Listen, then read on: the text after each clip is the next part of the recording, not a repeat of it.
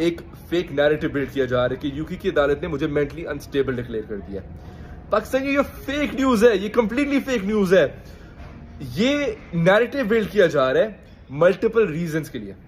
पहला रीजन मैं आपको देता चलता हूं कि इनको पता है ना मैंने कॉम्प्रोमाइज किया है, ना मैं आगे जाके कॉम्प्रोमाइज करूंगा।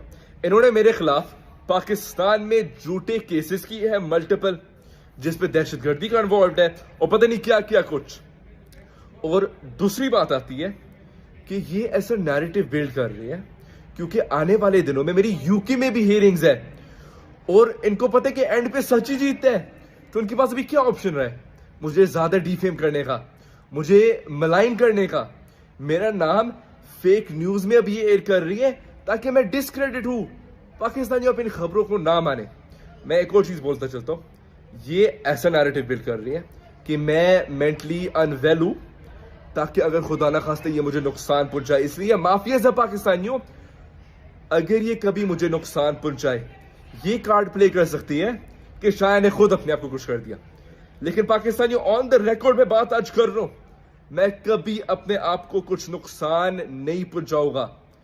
तो इसलिए ये ऐसा फेक नैरेटिव बिल्ड कर रहे हैं। इसी याद रखिए पाकिस्तानियों, ये माफियाज के खिलाफ हम लड़ रहे हैं और हमने इंशाल्लाह माफियाज के खिलाफ ही जीतना है। ये जो आज जुल्म कर रही है, ये जो आज फेक न्यूज ऐसे चलाती है, हमने इनके खिलाफ जीतना है। और जीत इंशाल्लाह एंड पे सच की होगी, आपकी होगी, मेरी होगी, इमरान खान की होगी।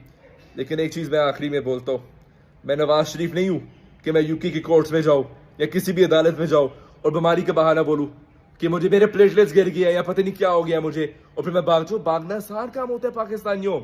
हमने मुकाबला करना है और हमने मुकाबला करके जीतना है। डर के खड़े रहना है, भागना नहीं है। मेरा आप सबसे वादा है पाकिस्तानियों, मैं मुकाबला करूंगा, मैं अपनी जितनी कोशिश है करूंगा, कॉम्प्रोमाइज नहीं करूंगा, कावर्डिस नहीं शो करूंगा और भागूंगा नहीं। पाकिस्तान जिंदाबाद, इमरान खान जिंदाबाद।